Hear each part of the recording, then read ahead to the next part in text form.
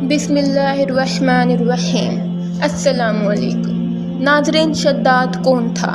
اس کا اور اس کی جنت کا کیا انجام؟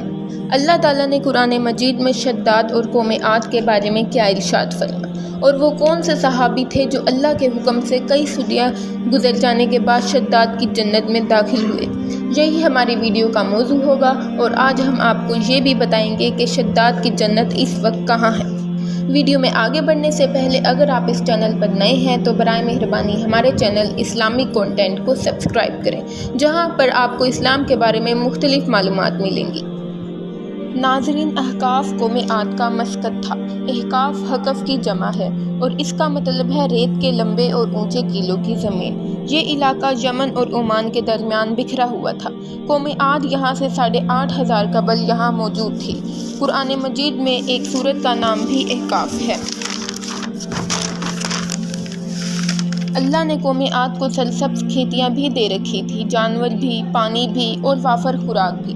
نعمتوں کی فراوانی نے انہیں بھٹکا دیا اور وہ اللہ رب العزت کے باغی ہو گئے۔ ہدایت کے لیے حضرت ہود کو ان کے پاس بھیجا گیا۔ وہ انہیں تبلیغ کرنے لگے، مگر قوم عاد ان کا مذاق اڑانے لگی۔ وہ شرک سے پیچھے ہٹنے کے لیے راضی نہ ہوئے۔ ناظرین، شداد اس قوم کا بادشاہ تھا۔ یہ 2 بھائی تھے۔ پہلے کا نام شدید تھا، وہ پہلے بادشاہ تھا، اور اس کے مرنے کے بعد اس کا چھوٹا بھائی جس کا نام شداد تھا نے اقتدار سنبھالا۔ وہ ایک وسیع سلطنت کا حکمران تھا۔ اس کی حکومت یمن سے عراق اور بعض روایت کے مطابق ایران تک پھیلی ہوئی تھی۔ حضرت ہود نے اسے بھی سمجھانے کی کوشش کی، مگر اس کا دماغ بند تھا۔ دونوں کے درمیان مکالمہ ہوا۔ شداد نے حضرت ہود سے پوچھا کہ اگر میں ایمان لے آؤں تو مجھے کیا فائدہ ہوگا؟ تو حضرت ہود علیہ السلام نے فرمایا کہ تم پر جنت حلال ہو جائے گی۔ ناظرین، شداد نے پوچھا کہ جنت کیا ہے؟ حضرت ہود نے جنت کا نقشہ بتایا۔ شداد نے دعویٰ کر دیا کہ یہ کیا بڑی بات ہے، میں بھی ایسی جنت بنا سکتا ہوں۔ حضرت ہود نے انہیں کفر و شرک سے روکنے کی کوشش کی، مگر وہ باز نہ آیا۔ اس نے سلطنت کے تمام بڑے معمار اکٹھے کیے اور احقاف میں ارم کے مقام پر 20 کوس لمبی اور چوڑی جنت بنوانی شروع کر دی۔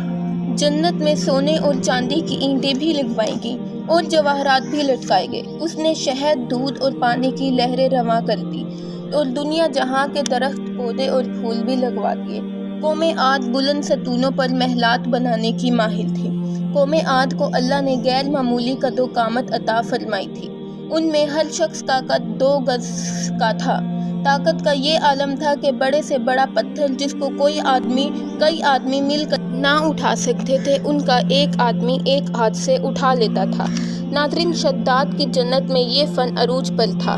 ریت کے کیلوں کے درمیان بلند و بالا ستون تھے اور ستونوں پر سونے اور چاندی کی عمارتیں کھڑی کی تھیں۔ شداد نے فیصلہ کیا تھا کہ وہ جنت کی تکمیل کے بعد اس میں قدم رکھے گا۔ معماروں نے جب اسے جنت کی تکمیل کی اطلاع دی تو وہ تیار ہوا، اپنی فوج کو تیار کیا اور جنت کی انسپیکشن کے لیے نکل کھڑا ہوا۔ وہ جنت کے دروازے پر پہنچا، گھوڑے سے نیچے اترنے لگا۔ ابھی اس کا ایک پاؤں زمین پر اور ایک پاؤں گھوڑے پر تھا کہ ملک الموت حضرت عزرائیل علیہ السلام اس کے سامنے آ گئے۔ شداد نے پوچھا، تم کون ہو؟ انہوں نے فرمایا، میں اللہ کی طرف سے بھیجا گیا فرشتہ ہوں، میرا نام عزرائیل ہے اور میں ملک الموت ہوں۔ شداد نے کہا، کیوں آئے ہو؟ تو حضرت عزرائیل نے کہا کہ میں تمہاری روح قبض کرنے آیا ہوں۔ شداد نے ان سے صرف جنت میں قدم رکھنے کی مہلت مانگی۔ حضرت عزرائیل نے فرمایا کہ اللہ کا حکم ہے کہ میں تمہیں تمہاری جنت میں قدم نہ رکھنے دوں۔ وہ بہت گڑ گڑایا، رویا، مگر ملک الموت نے اس کی جان قبض کر لی۔ دوستو، شداد کی جنت چاندی اور جواہرات سے تعمیر کی گئی تھی تاکہ لوگ آخرت کی جنت کے بدلے شداد کی بنائی ہوئی جنت اختیار کر لیں۔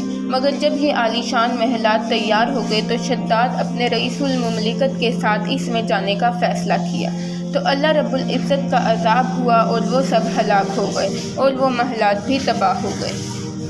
حضرت عبداللہ بن کلابہ جو صحابی رسول صلی اللہ علیہ وسلم تھے، اتفاق سے ادھر کو چلے گئے۔ اچانک ایک دن آپ کا اونٹ بھاگ گیا۔ آپ اس کو تلاش کرتے کرتے اس شہر میں چلے گئے۔ جب اس کی دیواروں پر آپ کی نظر پڑی تو آپ بے ہوش ہو کر گر پڑے۔ جب انہیں ہوش آیا تو سوچنے لگے کہ اس شہر کی حالت تو ایسی ہی نظر آتی ہے جیسے آپ صلی اللہ علیہ وسلم نے ہم سے شداد کی جنت کے بارے میں بیان فرمائی تھی۔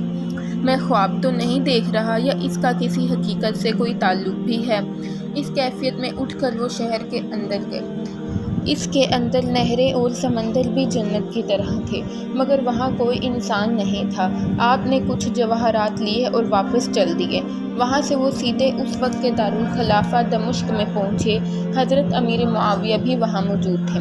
وہاں جو کچھ ماجرا ہوا انہوں نے حضرت امیر معاویہ کو بیان فرمایا۔ حضرت امیر معاویہ نے ان سے پوچھا کہ وہ شہر آپ نے حالت بیداری میں دیکھا یا خواب میں؟ حضرت عبداللہ نے بتایا کہ وہ بالکل بیداری میں تھے۔ حضرت امیر معاویہ نے جب یہ ماجرا سنا تو اہل علم حضرات سے اس بارے میں معلومات حاصل کی۔ انہوں نے بتایا کہ واقعی دنیا میں ایک ایسا شہر موجود ہے جس کی اینٹیں سونے چاندی کی تھیں۔ علماء نے بتایا کہ قرآن مجید میں اس شہر کا ذکر بھی ہے، مگر اللہ نے انہیں تباہ کر دیا تھا۔ ناظرین، اسی امید کے ساتھ اجازت دیجیے۔ امید ہے کہ آپ کو ہماری یہ ویڈیو پسند آئی ہوگی۔ ملتے ہیں بہت جلد آنے والی اسلامی اور معلوماتی ویڈیو کے ساتھ۔ دیکھتے رہیے اسلامک کنٹینٹ۔ اللہ حافظ۔